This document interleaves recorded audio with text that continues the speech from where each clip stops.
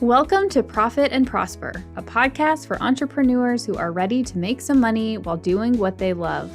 On this podcast, we're going to pull back the curtain and talk about all things business and money. But I promise you, this is not your typical boring numbers talk. I'm your host, Sarah Young, a CPA and CFO with over a decade of experience in finance, business, and leadership. I'm going to share everything I've learned from helping my clients grow more profitable businesses and keep more of what they earn while growing my own successful business along the way. You'll feel empowered and confident that you too can grow your wealth, live a rich life, and have an impact. Stick with me and you might even start to think that finance is fun. Let's dive in.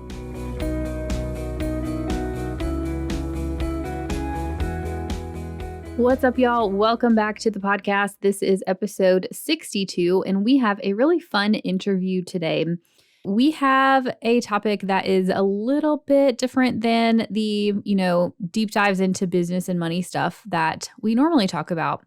We're going to talk about human design and how your human design type impacts your business, the way that you run your business, and just some key things about each of the human design types that I think people should hear about. So in this episode, I am interviewing Rachel Hatteberg Walt of Craftingood. Craftingood supports modern leaders, change makers, and creatives in changing the world from the inside out through energetics, creativity, and service. They offer services like reiki, meditation, human design mentorship, and more. And they understand that people who live big, juicy, I like that word, juicy, impactful lives build families, businesses, and communities of people who do the same. And I totally agree. I think that the way you show up in your business is going to impact the way that you impact the world around you personally. You'll hear me in this episode talk about what led me to reach out to Rachel and ask her to come and do this interview. I just was seeing someone's human design type, one of my clients, their human design type playing out in my Millionaire CEO Incubator weekly call.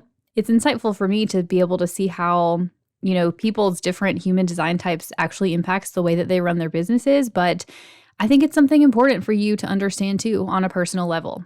So what I want you to do is there is a link in the show notes for getting your human design type. So go click the link, go ahead and do that before you dive into the episode. I want you to get your chart so that you know which type that you have. And then you'll also hear in the episode, Rachel will refer to your different authority types and your strategies. And so if you get your chart, you can see that ahead of time. I, as always, love to hear your feedback. Share it in your Instagram story, share it with a friend, send me a DM and tell me you were listening to it and what you walked away with. I would love to hear it. I know Rachel would too. So with that said, let's dive into the interview. All right. Welcome back, y'all, to the podcast. I'm excited to have Rachel on. Rachel, thanks for being here. Oh my gosh, it's my pleasure. I'm so honored. I'm grateful for you to share this information and me with your audience and your listeners. Yeah. So first up, let's just tell everybody who you are and what you do and how you got into doing what you do. Yeah. Well, I mean, if you would have told me I would have been doing this like 5-10 years ago, I would have been like, what are you talking about?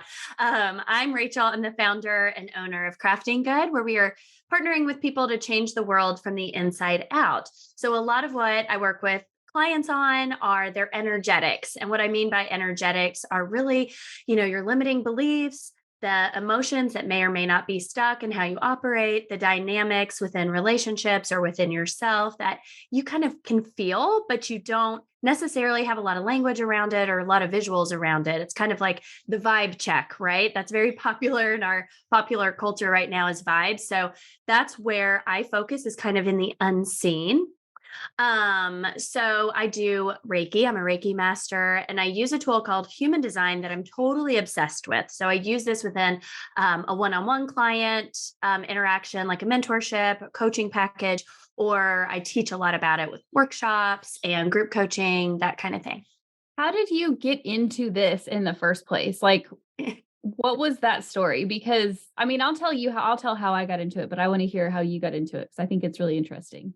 It is. It is. So I'm a trained speech pathologist. So I've been a speech pathologist for a little over 15 years. So very scientific, obviously. It's in the sciences. I specialize in adult and acute care. So I'm in the hospital working with medical professionals. So everything we do is very research, evidence based. However, another side of me also appreciates the unseen. I'm a very intuitive person. I'm a very deep feeling person, empathetic person. So I knew there was more to it than just from what I could see. And I always treated my patients like that, very holistically, thinking about them as a whole person, thinking about my recommendations in the context of their home life, in their relationships and their feeling, what they desire, all of that kind of stuff. So it was kind of emerging as I was just a speech pathologist as well. But at the turn of 2020, before COVID actually hit, I took a job in a hospital. And as a speech pathologist, we go into the ICUs with these patients. And that was right when it was coming. And we didn't really know what we were getting with or getting at.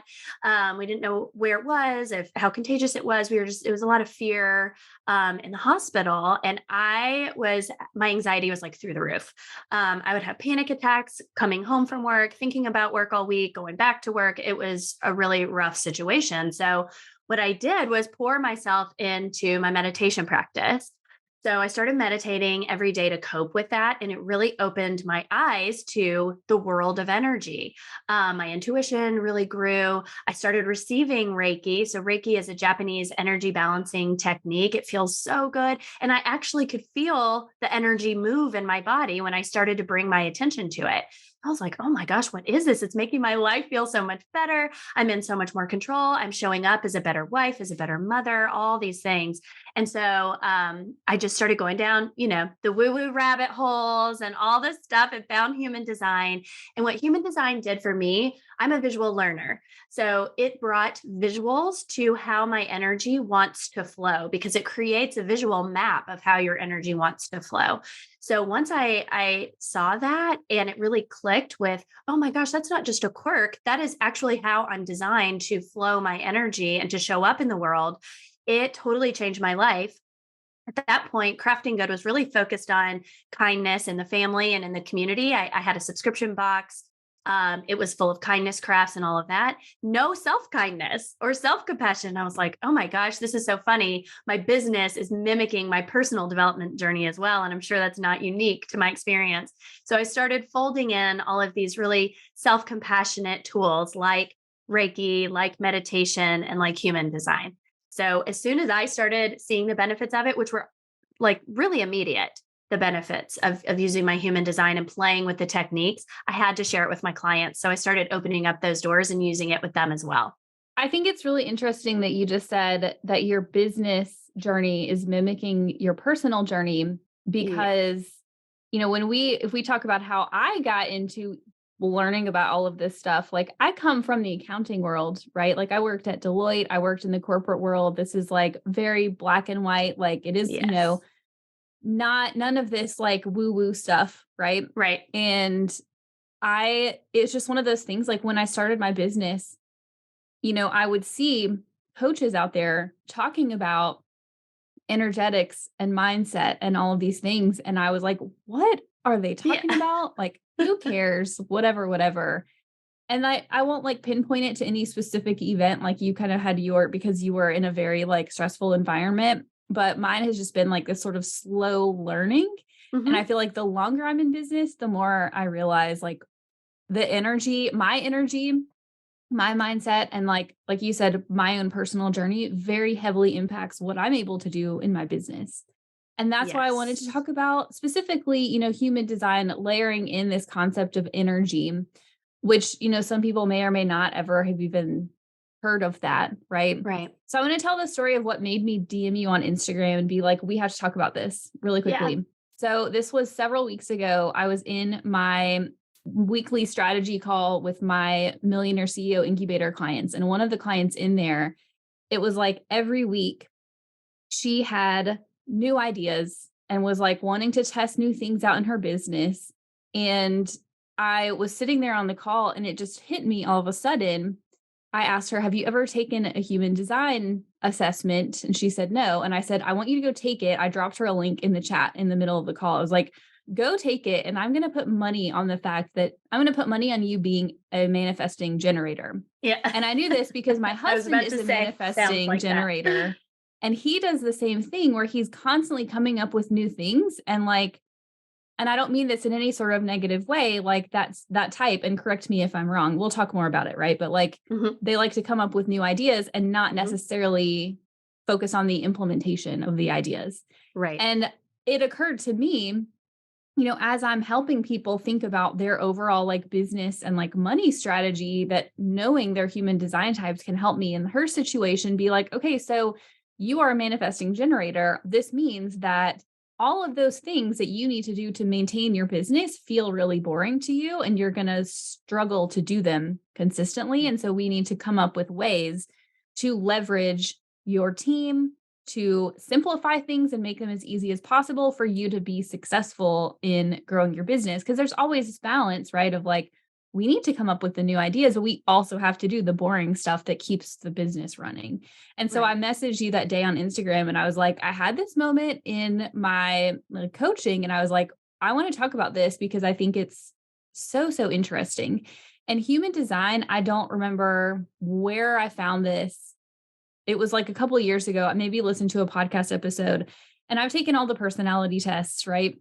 This one in particular has resonated with me more than any Mhm. other personality test I've ever taken, more so than Enneagrams, more so than the INTJ, like what is that one called? Myers-Briggs, like Myers-Briggs. yeah, like those are certainly still applicable, but like this one for me has resonated deeply. So, first things first, can you give us an overview of what human design even is? And then I think you have a link where people can go get their type figured out. And I would say for those of Yes. you listening, go take it, go take the assessment and then figure out what your type is if you don't already know, and then come back because we're going to talk about how each of the types are going to show up in business. So you can like figure out your type. Workshop it with us. Well, and it's funny. So human design is different this way because there's not an assessment. It's based on your birth time, date, and place. So it takes away that step of kind of BSing yourself when you're answering questions for an assessment for those other personality tests. That's why I was so drawn to human design, because as I would take the Enneagram, as I would take Myers-Briggs, there would be my true self that wanted to answer. And then my ego self would pop in and be like, well, you really are a 2, Rachel. You really should be helpful. You're really just the helper. So a helper would do this. And it wasn't necessarily conscious that I was doing that, but I could sense the different quote unquote energies that were taking over when I was taking that test. So when I saw that human design just takes my birth date, time, and place, it doesn't have the ego part to it that I'm in charge of, I was like, whoa, because my results came out so specific. I'm like, I couldn't have made this up myself. Like, this is so specific to my personality quirks and the way I operate and think. So, human design, because it uses your birth date, time, and place, it has a basis, a foundation of astrology. So before you push pause and you're like, oh, great, here we go. No, please listen to it. Please listen to it. Hear me out.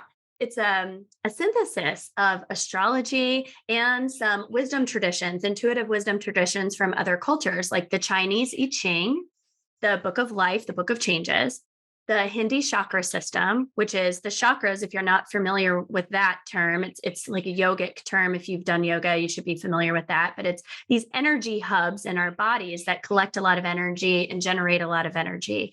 And the codon, genetics, literally. The I Ching has been shown in research, it's emerging to overlap with the genetic codon and rings. So it puts all of this in a mix. And then through the use of your birth date, time, and place, it shows you a map of how your specific energy works. And what it really does it shows you how unique you are, how specific you are. It informs what times you should work, what times you should sleep, what environments work best for your energy to work in, to sleep in. It informs your decision making and your purpose and power, how you relate to money and time. So it's very, very functional. So before you say, oh, okay, here we go. They went down the woo-woo train. It's so functional. And I think what I love the most about it is that there's no human design guru. Of course, there's teachers, there's mentors, there's people that are changing it and evolving it. And even the founder, which is Ra Uru, he is not even a guru. In fact, people like to push him off his pedestal if he had one, because his approach to it was very scary, fear-based, masculine-based. And so now, as people have been using it for, decades, they've refined it and brought in some more context of our modern world. So what it's meant to be is really an experiment for you. So when you find out your type, that we'll go through in a minute, and you play with some of the principles of that and how it relates to your business and your money management, play with it, and you get to decide if the tool is helpful for you or not. My guess is it is. If you have been drawn to this podcast and you're curious about it, it's getting your juices flowing, it's probably a tool that's going to be really exciting for you. That's what I love about it. It's really meant to be an experiment. No one's going to tell you, you need to do it this way, you have to do it that way. As we have experienced in many different lenses, finance, accounting, money management, business structure, all of these things that go into business and life, there's no one right way to do it. It might work for one person, and then for another person, it's just not fitting at all. And that is why human design gives you the answers to that and lets you set up your business in your unique, bespoke way that's actually going to, yes, make you money, and also bring you joy, bring you aligned clients, bring you aligned partnerships, and make it work for your life, which is probably why you started the business in the first place. Are you ready to create a profitable business and use that cash flow as a fire starter for building your wealth? Since you're listening to my podcast, I'm guessing that you probably do, but maybe you aren't sure exactly how this would work for your business or if it's even possible for you. But listen, I am here to tell you that it is possible, because I have worked with so many women business owners who have done exactly that. You can pay yourself a 6-figure CEO salary and get yourself out of the feast or famine cycle where you're worrying about cash flow all the time. You can create a profitable business model that allows you to outsource and delegate, so you can take time off from your business while still growing to the next level. And you can use that cash flow to start building a 7-figure portfolio of retirement, real estate, or whatever else you're interested in. If you're an established online or service-based business owner who'd like some hands-on CFO support to increase your profit margins, build your business to the next level, and grow your net worth using that extra cash flow, then the Millionaire CEO Incubator is exactly for you. The Millionaire CEO Incubator is my signature 6-month group coaching and done-with-you hybrid program to help you map out and implement a plan to turn 6-figure cash flow into 7-figure wealth. We take on a handful of new clients each month by application. So if you're ready to change your money story, go to profitandprosper.co/apply or the link in the show notes and fill out the quick application. It should take no more than 2 minutes, and we'll be in touch. Now let's get back to the episode. I feel like if people are listening to this, and I'm going to bet that you're at least a little bit open to some of the woo type stuff. I feel like I attract people like that. Yeah. Even if you're listening and you're like, this sounds insane, trust, I would not have her on and have a whole podcast episode about this if I was like I'm not going off my rocker, y'all. Like, it is honestly, it's powerful. It's the most applicable thing I've ever found, like in terms of these like different types of, I don't mean the word assessment like quiz, but like the different things that you can take. And I think it literally would take you like 2 minutes to go fill out the thing. Yeah. To get your type. And so this is not like some huge long quiz. Like, literally, we'll put the link to the place you can go get your type in the show notes. Go take it, like hit pause, go take it. You'll be back in 2 minutes with your type. What I want to talk about is there's the 5 types, right? I want to go through, sort of high level. And we could talk about, there could be a whole episode about each type. Yes. And I will tell you, like, for those of you, if you're going to find your human design for the first time ever, the chart that comes out can feel overwhelming because there's a lot of stuff on there. And so we're going to focus on the important pieces. And Rachel will tell you probably the handful of things to focus on first that are the most important. And then I want to go through the different types and just talk about how you might be showing up in business and some sort of high level tips to take away. And then if it's something that interests you, there's books out there you can read. I know Rachel has things that you can, do in your business if you want to dive deeper. There's courses to take. Like, there's all sorts of things that you can take it to the next level if you want to. Can you tell us, like, when you're looking at your chart, just like really quick, really high level, like, what are the main things that you need to focus on? Because like I said, it can be overwhelming to see all of the different numbers and symbols. Right, exactly. So when you get your chart, it's going to look like a human body with a bunch of shapes in it, bunch of colors, bunch of numbers. Okay. So the shapes are the centers or the chakras.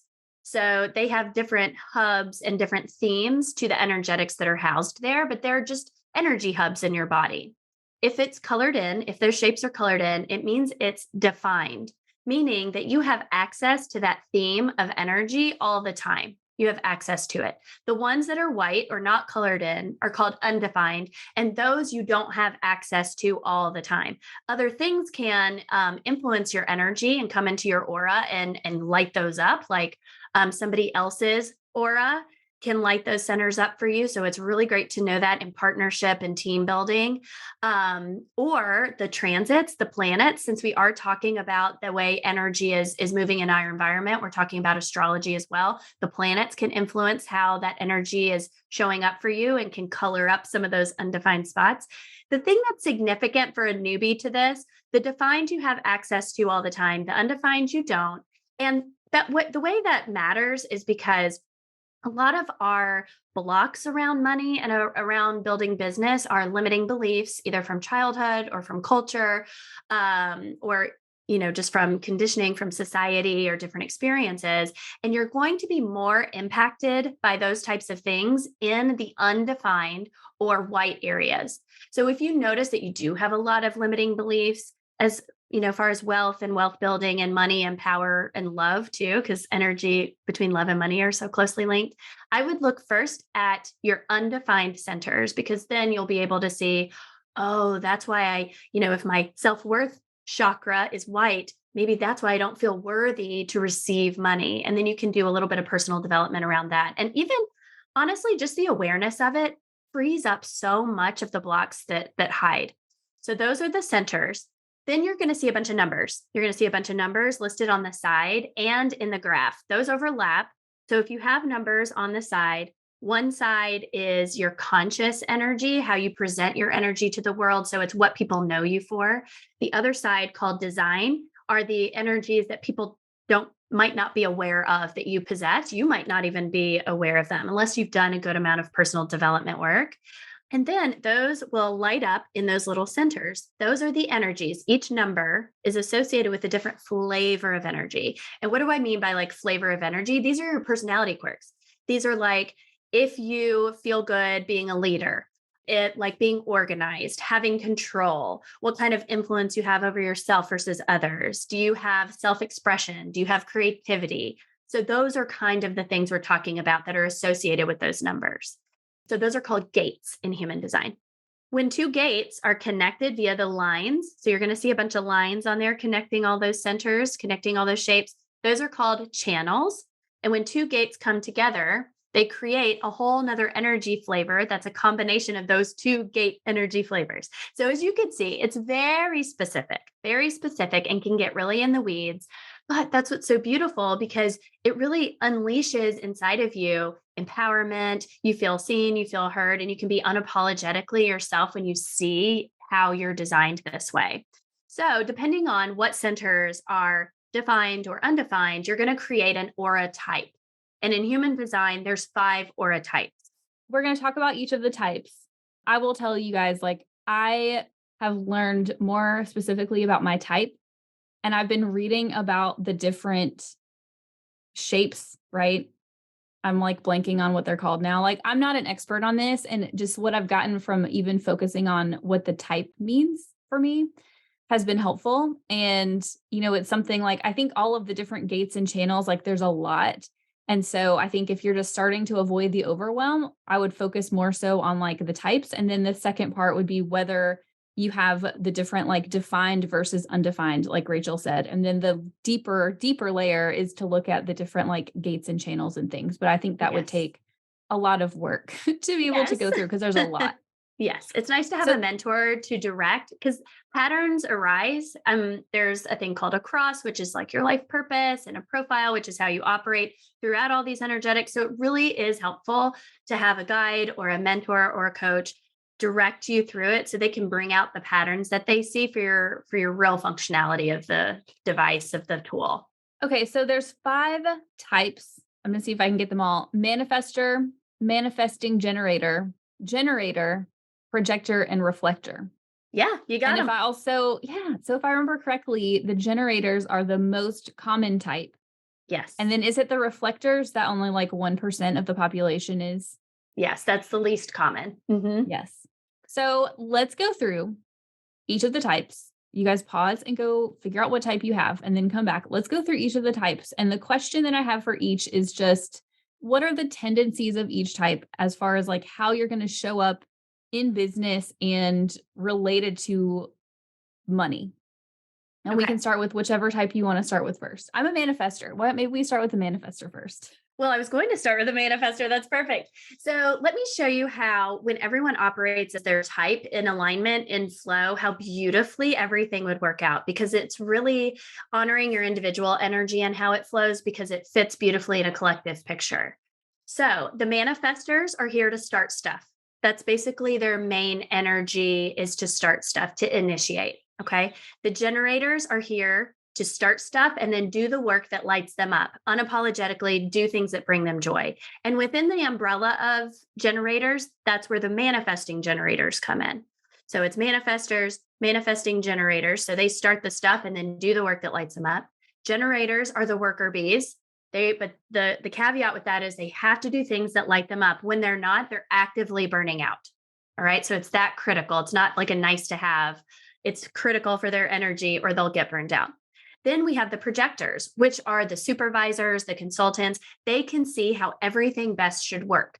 However, they don't have their own source of energy. They need other people and environments to activate their energy. So they need to prioritize their rest, their relaxation, because what they can get done in like 3 hours is so productive and efficient that they don't need to work 8 hours. So it's beautifully designed that way if they set up their life that way, which is pretty hard. And then you have the reflectors. So they're kind of the mirrors for our society, saying, are we doing this? Is this working? Does this look good? Holding the mirror up to us kind of as quality control. So you can see if you have all types on your team, it's probably running pretty efficiently if they're operating in their alignment, if they let themselves do that. You might be thinking, well, yeah, that's really easy to say, Rachel. A projector is supposed to work 3 hours a day or like 8 hours a week. How in the world? That's the caveat, right? You have to be brave enough and bold enough to try it on for size to see if it works for you. So that's the overview of all the types. Let's dig into manifestors, since you're a manifestor. And I'd love to see your experience with that and how you've implemented that too. It's so helpful to get real life examples like that. But like Yeah. I said, manifestors are here to initiate, to start. There are emotions for each type that helps you stay in alignment. And for a manifestor, those guardrails are anger and peace. So, what I mean by that is when a manifestor is starting the stuff and then giving that stuff over to a team to actually implement so they can prioritize their rest and the next thing they're going to start, they will feel peaceful. If they're operating out of alignment, even like themselves, or if they're, in a business that's not in alignment or something they shouldn't be putting their energy towards, or in a relationship or a partnership, or even on a committee, doing anything, if it's bringing up a lot of patterns of anger, that's a signal to a manifestor to say, whoa, let me get curious and see what part of this is not really working for me anymore. So it's really helpful to know these emotional guardrails.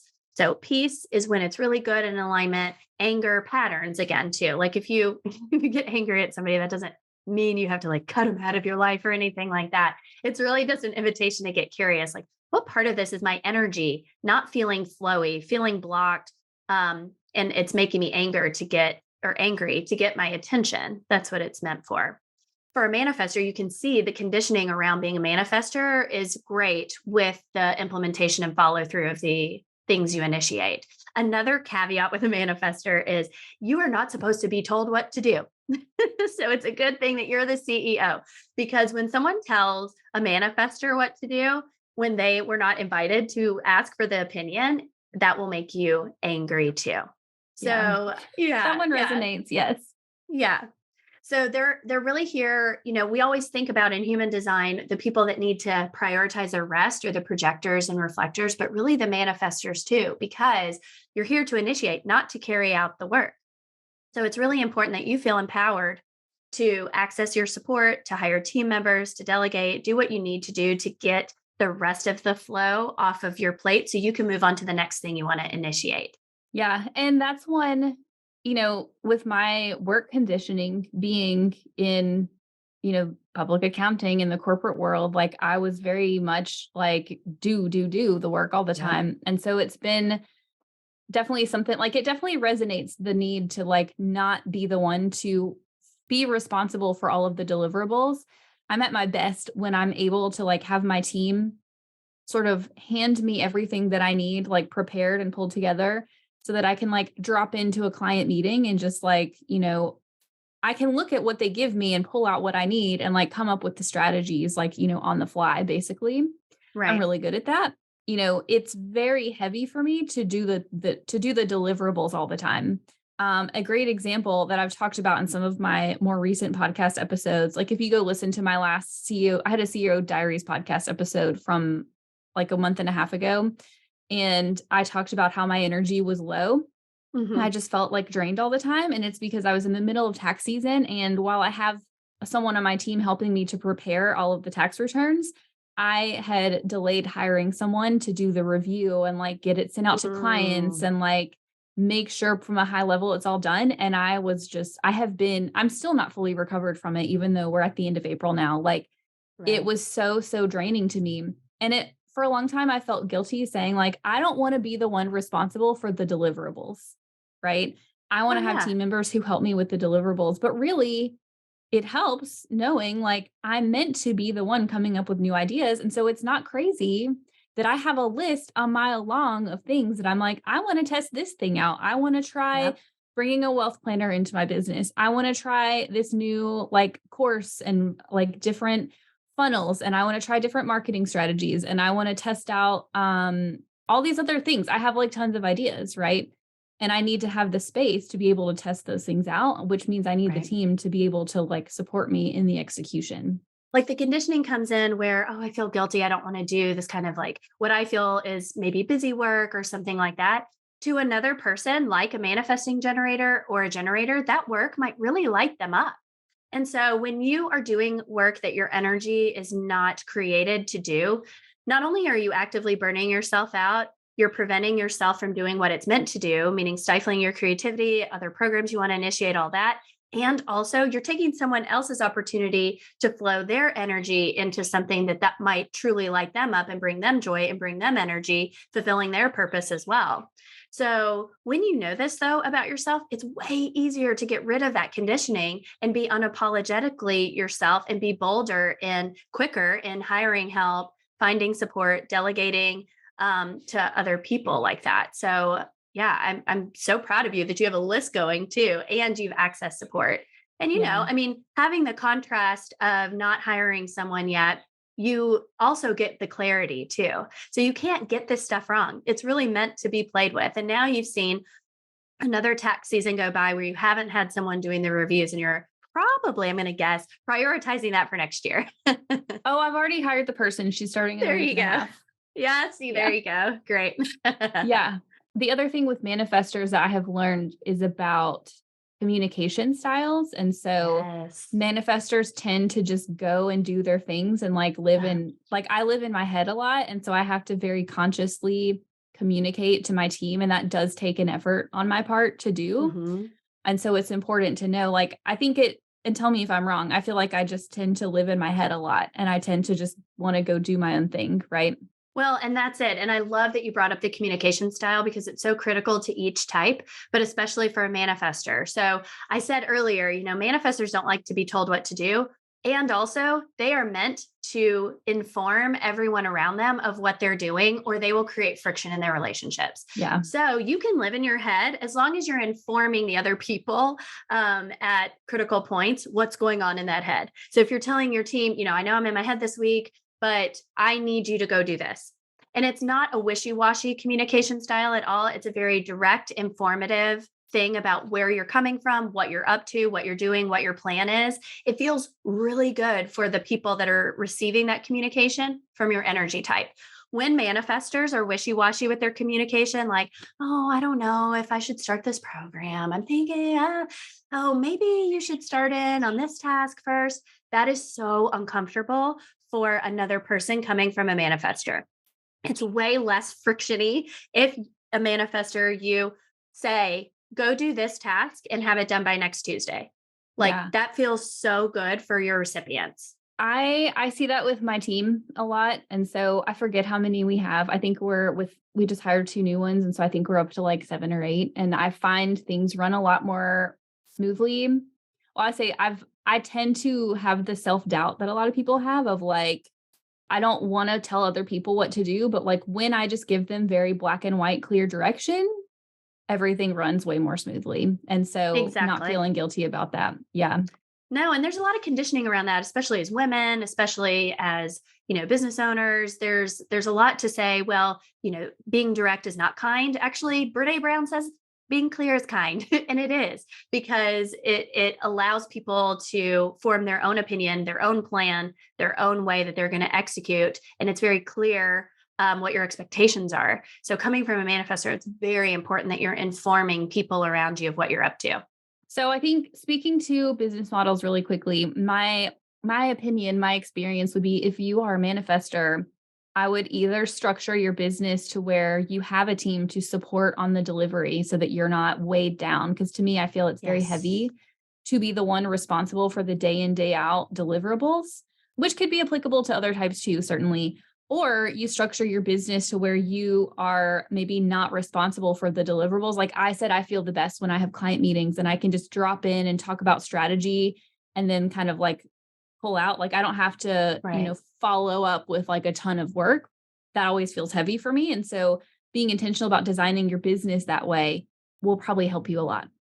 Well, and I think too, because everyone is so specific and unique, even if it's not the deliverables, it might be another component of the business for a manifester that when they think about it, it just like makes them angry and frustrated. Like, oh, I don't want to, whatever fill in the blank is. So definitely, if you're like, well, I kind of like some of the deliverables, be very specific about what brings you peace, what you like to do, what energizes you to do, and what brings you anger or frustration, what you don't want to do. Those are the things that you should build a team around or delegate or outsource, something like that for sure. Yes. This is why you're here to talk about the specific stuff. It's very Okay. nuanced. I know. Let's move on to the next one. I feel like I could talk about maybe it's another manifestor trait. I could talk about it all day long, but let's move on to the next one. Okay, we'll go to manifesting generators. So, technically, a manifesting generator is a type of a generator, but it's a very specific type because it's a mix of a manifestor and a generator. So, what they are very multi passionate people, energetic people. You might think that they have kind of squirrel syndrome where they're like shiny new object syndrome, always having ideas, a lot of fingers in the pots. That is very accurate and true and authentic to a manifesting generator. So there's a lot of conditioning around that too. It's like you need to focus and you can't spread your energy so thin. They actually can. That would be accurate for them. So setting up your business that way is huge. So being an ideas person, allowing freedom to play with like clinical trials and trying new things of marketing and trying new ways to structure the financial flow and where you're going to put your money. Having freedom to be able to play with that will feel really good. Of course, like you have to have some sort of overall structure, but make sure there is room for play and creativity and shiny object syndrome.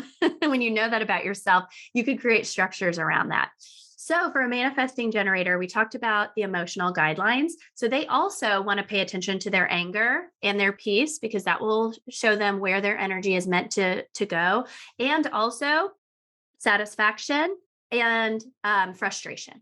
So the generator's emotional markers are satisfaction and frustration. So when a manifesting generator type is feeling very peaceful, very satisfied, they're going to the bed, going to bed at the end of the day and they're feeling very satisfied, like they left everything on the table, they used all their energy where it wanted to go. They're going to feel that way. They know that is in alignment. So whatever they're doing, whatever they're spending their time, money, attention on is in alignment. If they're thinking about a part of their business or a partner or a product or anything about that business that is bringing up patterns of frustration and anger, it's an invitation to get curious. Okay, what part of this is not working for me? Am I doing some of the deliverables that are not lighting me up, not highlighting my gifts? If so, how can you remedy that? Do you actually need to do that? Can you delegate? Can you outsource? Can you bring a team member on, even if it's a contract person, even if it's a buddy down the street, if you're still at a foundational level? So it's very important because, like we said, when you're using your energy for things that are triggering you, that they're not in alignment, you are actively burning out. So if you find yourself as a business owner and you're actively burning out, you're like, I fell out of love with my business. All my energy feels scattered. I'm super run into the ground. There, human design can help direct you back to that alignment and love again with all these little levers you can pull with that. My husband is a manifesting generator. And when you said squirrel brain, he's not going to listen to this episode because I've tried to talk to him about human design. He's like, you're insane. So Yeah. if you are, hi, honey. But my husband does this. I think he would admit it. Like, how do you, and this is how I could recognize it in my client so easily. And again, it's not a negative thing. It just is their personality, right?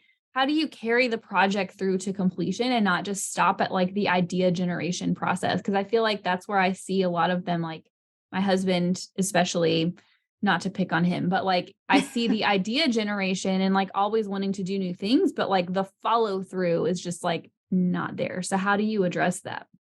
Well, the follow through might be a misalignment because a manifesting generator start stuff has a lot of creativity, has a lot of fingers and a lot of pots, but they are meant to also do the work because they do have that generator component. The caveat there is that they have to be doing something that lights them up, something that they love, something that's bringing them peace and satisfaction. And so they can implement those things as long as they're following that trail.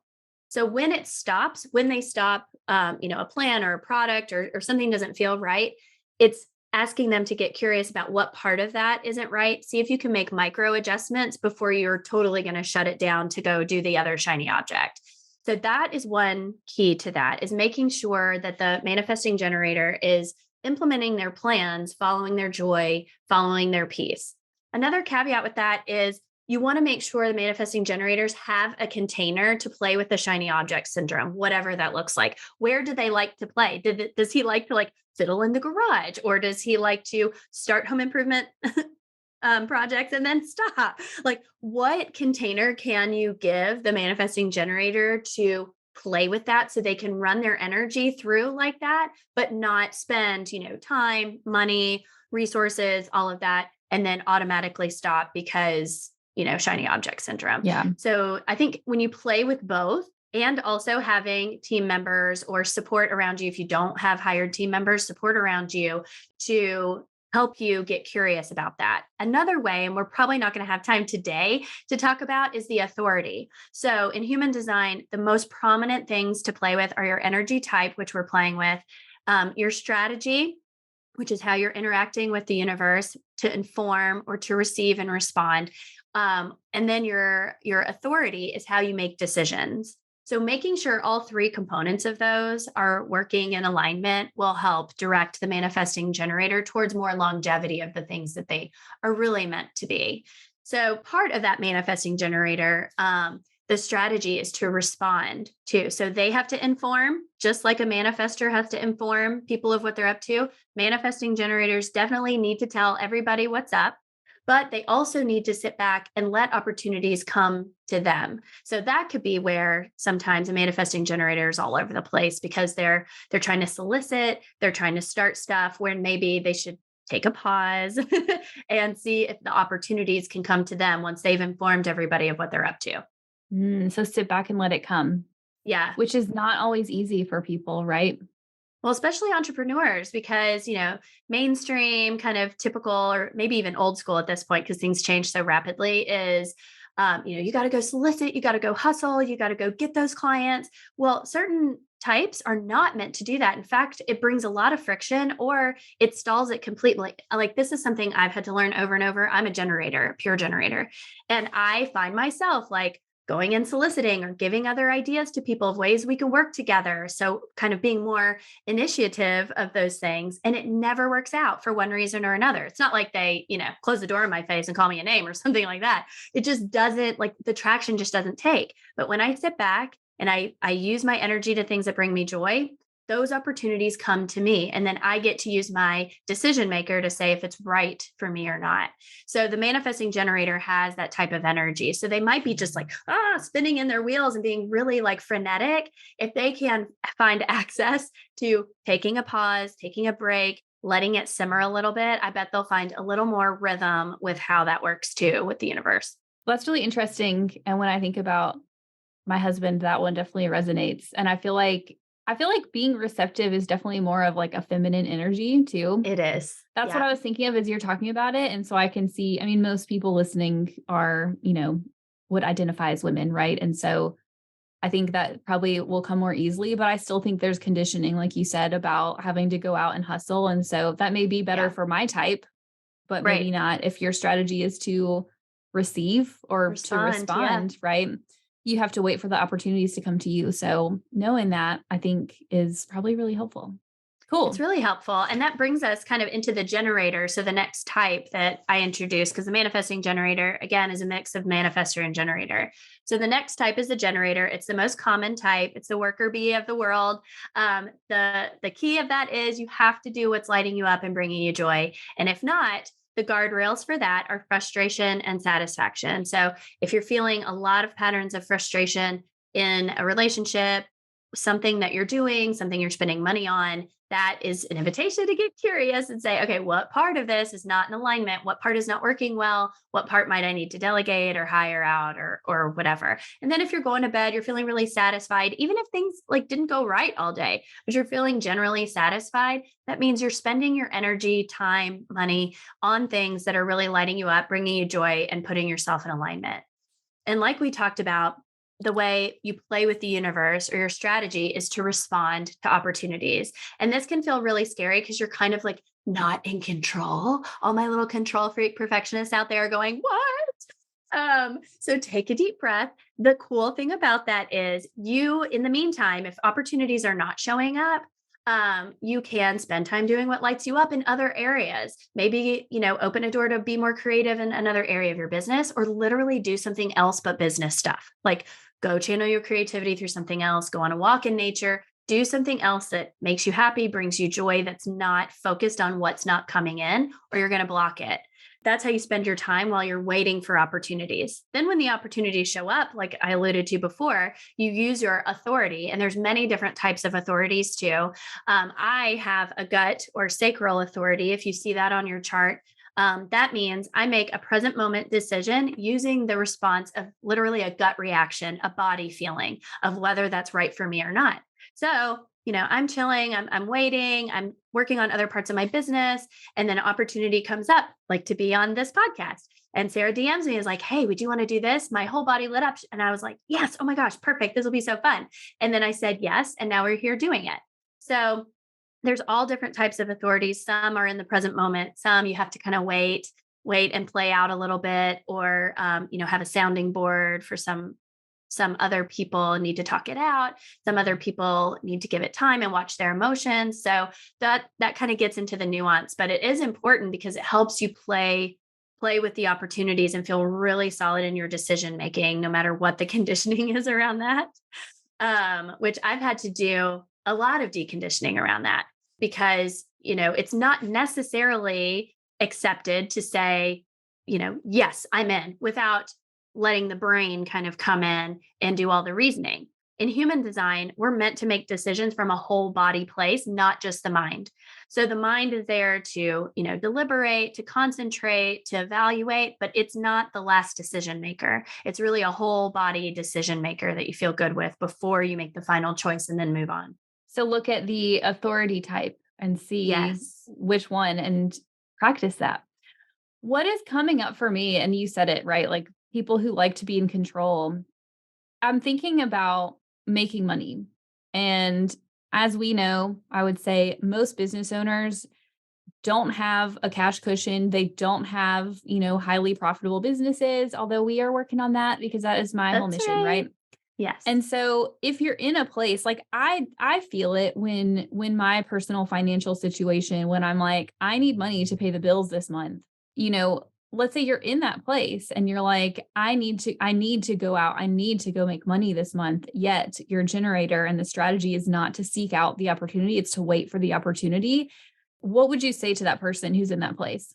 Yeah. Well, get your like panic over with, because avoiding it is only going to restrict you. It's only going to prevent opportunities from coming in, because when we are stressed and burned out and focused, we're very contracted and we can't even see opportunities that might be presenting itself because we're so stressed.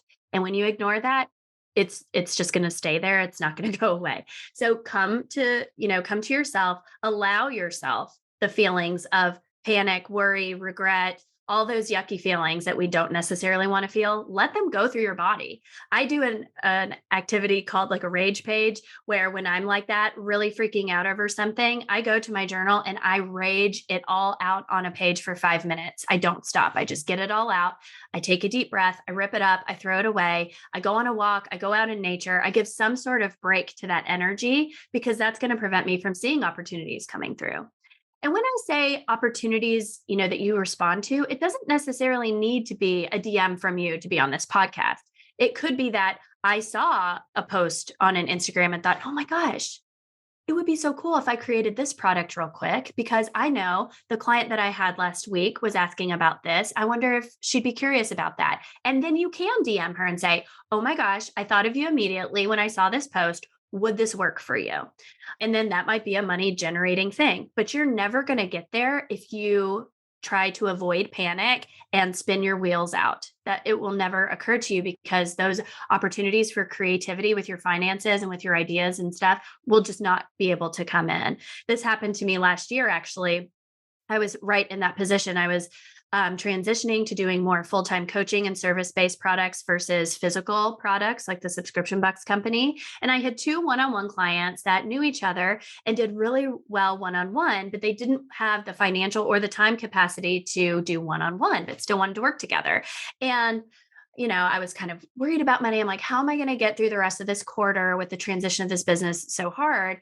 And immediately, did my rage page, freaked out, went on a walk, came back, because 15 minutes is really powerful to free up some of this energy and not much time to prevent you from doing stuff. So go on a 10-minute walk, come back. And it literally occurred to me, oh my gosh, I wonder if they would want to do a group coaching package.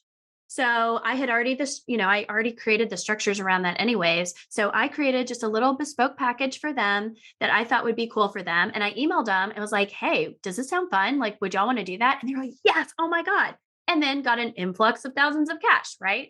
So I would never have been able to do that if I stayed constricted, spin my wheels over, the old stuff I was doing, or worry and stress. We think that the worry is having control and propelling us to do the things we need to do to make the money, but it's actually really a huge energetic load, a huge restriction, a huge block from what can actually help. I mean, and that was a turnaround of like 3 days when this was happening. So it doesn't have to take a whole lot of time if you lean into some of these principles and trust and give yourself and come back to your authenticity and say, I'm a pretty powerful person. Like, remind yourself who the F you are. You know what I'm saying? Like, you're powerful. You were brave enough to start this company. You're brave enough to chill out, go on a walk, and come back and help your creativity come through as far as, getting you out of the pickle in the first place.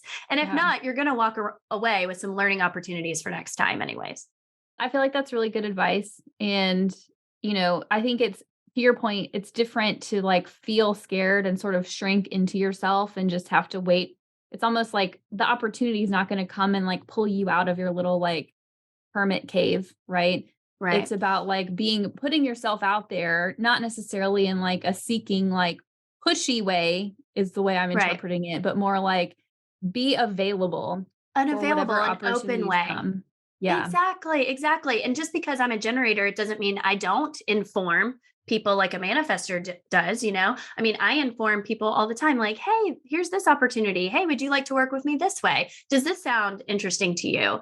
And I think a lot of our blocks too are not asking for what we want as well. Like, what is holding you back from actually asking potential clients or past clients to oh, would you like to try this for me? Just to get a little bit of cash so you can take a deep breath, take an exhale, and then, figure out more of the big movers that are helping you, to the next level to get more stable.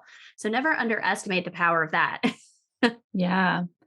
Such good advice. Okay, let's move on. Let's do the next one. The next one is projector. So a projector is that consultant, the supervisor. They know how everything should best work. They're like operations gurus.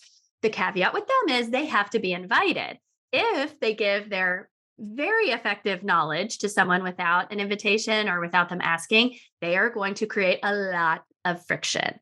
So if I have a friend that's a projector, make sure that you ask them for their advice because they do know what's best. It's a great person to have on a team, but they have to have the invitation. It's called waiting for the invitation, another waiting one.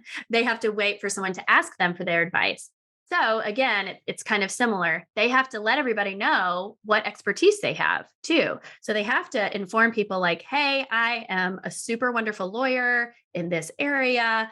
Let me know if you need any help with contracts or whatever it is. And then people are like, oh, that's right. I saw Rachel on, Instagram and she is a corporate lawyer or a contract lawyer. I wonder if she could write me up something real quick. What's the best advice for blah, blah, blah. And then they can feel free to let all of that advice come through. They don't have their own source of energy. This is that type that I talked about earlier about having to really time block, really prioritize their rest versus active working. And by rest, I don't mean like you're asleep in your bed. It's really just a downtime. Maybe it is a walk in the park or like laying a blanket out on the grass and just kind of chilling out. Maybe it's reading a book. But these people, projectors, can do way more in like 3 or 4 hours than you and I can do all week. That can be really scary when you're trying to make the adjustment of like a 9 to 5 or, working 18 hours a day on your business. When projectors are doing that, again, they're actively burning out their energy and they're not accessing their full power. So it really is super interesting. I had a projector client. Actually, she was my first one-on-one coaching client who was creating a program for contemplation and yoga and things, and also was, a stay-at-home mom with 2 kids and running the household and everything. She implemented a time block schedule of all of her home work that was done. And within the first week, she got everything done for the week, and that freed up the rest of the week to work on her side hustle, to use her creativity, to make healthier choices, to be a better mom. So it is super impactful, and it doesn't have to take long if you're brave enough to fight some of the conditioning around it. That's super interesting. So the way that I'm hearing this, and tell me if I'm wrong, but is projectors tend to have like an expertise in a given area, and they tend to be like really amazing experts, right? Like they know like depth in a specific area. When it doesn't even have to be like that. They just know, they can just see patterns. They can see how things should best work, even if they don't have the content expertise on it. So like somebody that has no idea what energetics are can come in and look, a projector can come in and look at how I'm operating and be like, oh, Rachel, you'd be way more efficient here. This would work better there, blah, blah, blah. They're like just super great about finding patterns, knowing what works best, being efficient and finding those efficiencies in anything really, but especially their content of expertise. Yes. Yeah. And so when you say that they get their energy from elsewhere, what I'm thinking about is like being an extrovert and wanting to like get energy from other people. Like, and I'm sure that's not the full story. So like, well, it's similar. It's similar. So they need to get energy from their environment, from the connections that they make, from the people they're in relationship with, from their friends, from the people they live with, work with. So they have to be very discerning on whose energy they're going to share with because they're going to take it on. They're going to borrow their energy. So if they're working, let's say in a corporate job and they have a side hustle or they have a team member that they have a lot of friction with, if they can't remedy that, that's going to actively burn them out more than most. It's going to frustrate everybody, but it's going to actively burn them out more than most because they're taking on that energy. So they have to be very discerning on where they're working and who they're working with, who they're in relationship with, who they're in partnership with, because that's the energy they're borrowing. It also matters with the transits in the sky and stuff too, depending on what planets are where, it's going to light up some of the energies that they don't have full access to too. But that probably will be way more subtle than, the energy they feel around people and in certain environments and doing certain tasks like it's important for the projectors to do what they love too. So if they are not enjoying and they're having, trouble deciding what they want, they're going to actively burn out too. So is there anything else like communication style wise, like we've talked about with some of the other types that, projectors specifically they should like keep in mind of aside from waiting to be invited to spill all of their expertise? Well, yeah. So they need to pay attention to their authority again, their decision maker, but then their emotional guardrails are success and bitterness. So if a projector is not called out, is not invited to share in their certain expertise, they are going to feel real bitter. Or if they're borrowing energy from people that are not in alignment, they're going to feel bitter. When they go home at the end of the day and they feel successful, whatever that means to them, not what society says or what your boss says or what your partner says, whatever success feels like to them, if they go home and feel that way, then things are mostly in alignment and they're playing with their energy, putting their energy towards things that are aligned or true for them or how their energy wants to express. So their guardrails are bitterness and success. Got it. Do you find that like there's a lot of projectors in business? Yes, they're great entrepreneurs. They're great CEOs. They're great starters too. I mean, just because they're not manifestors don't mean they don't start stuff too. But yeah, I mean, there's a lot in business that are good entrepreneurs. Let's do the last one so we can like get through all of the five. So the last one is kind of like the unicorn in human design. It's called a reflector. And so reflectors are very special because they don't have any energy of their own or any that light up in the chart. They don't have any access to consistent energy at all. It's all white. So all those centers are white. So you might think, oh my gosh, are they just like sponges that are soaking up literally everything? Yes and no. They have little like bite-sized energy pieces. They try energy on for size. It's a closed aura. So they take a little snippet of the energy, they try it on for size, see if they like it. And then if they don't have to take it all in. So it's not like they have no control about what's going in. The caveat with them is they need to wait 28 days or a whole lunar cycle to be able to make like a solid choice on a bigger decision. Obviously, you can't do that like with lunch or something like that. But for some of these bigger decisions in business, you want to wait a full 28-day cycle because they're going to experience mostly all the energies available to them within 28 days. And then they can have an authentic feeling of, surprise is their guardrail. Is when they're feeling really surprised in a happy way, they know that that's an alignment for them. So after 28 days of going through the lunar cycle and they make a decision, if that like feels that little happy surprise, contented surprise, that's a true authentic way for their energy to operate.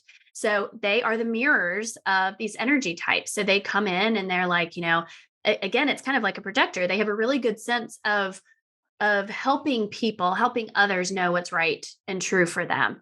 I've done one reflector Unleashed consulting, and she was in, yoga, mindfulness, meditation, which is a wonderful arena to be in when you're a reflector because it's a, kind of a safe place to test out energy. It's not very frenetic or hyper, things like that. You can have more control over that and have more ease with the schedule. Because again, they're going to need to prioritize some of their rest. They can't work 9 to 5 jobs when they're all open like that. So with them, they want to chase the surprise, the contented surprise. And if they're feeling disappointed, that is not for them.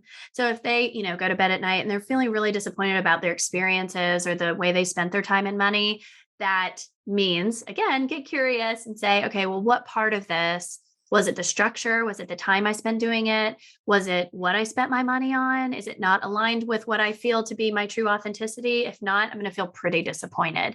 That's their key.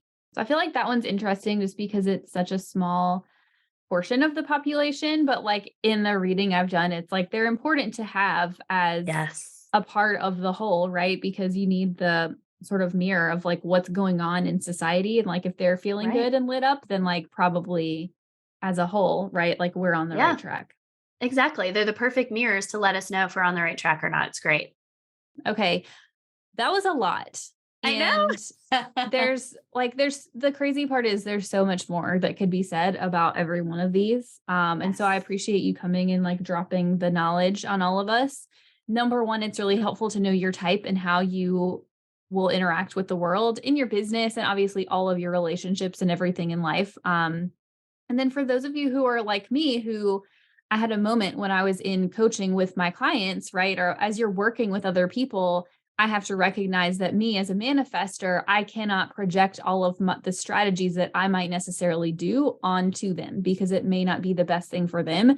And I've literally been thinking about like having people do the not assessment. I keep using that word. I don't know what the right word is, but having them do the human design type quiz, whatever. Create their chart. Yeah. Yeah. To get it so that I know, so that I can help them and like be aware of as I'm talking to them about strategies, since we just talked about the reflector, I'm like, if they're trying to make a big decision, I'm like, okay, you need to sit with it for a while, right? Like we don't want to make a spur of the moment decision. So it could be helpful for you if you're thinking about leveling up the way that you teach and you coach and you work with your clients. I think it could be really beneficial too. That's so valuable. It really cuts the evaluation process down. You don't have to try a bunch of stuff because you know exactly how to structure around their gifts and their strengths and eliminate and delegate what is not a part of that.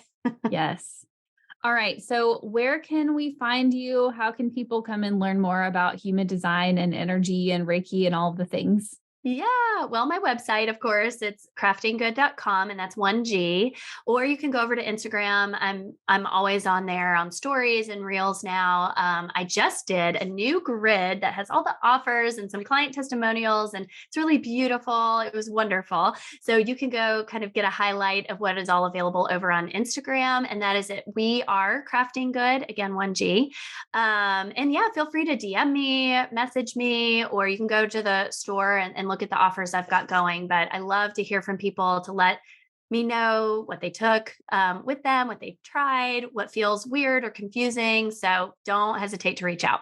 Awesome. Well, I'm so appreciative. I learned some stuff today that I'm going to go read more about some of these other types that I don't know as well. So I'm excited. I'm so grateful you were here, and we'll see everybody next week. Thank you.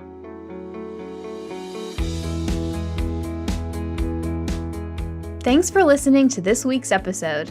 Now, I want you to go take some action. What's one thing you can do this week to create more profit in your business? Send me a DM on Instagram at YoungCoCFO and share your action item with me. If you have a question or topic you'd like me to dive into, or if you're feeling empowered about taking charge of your finances, let's continue the conversation. Go to profitandprosper.co to submit a question or topic for me to talk about on the show.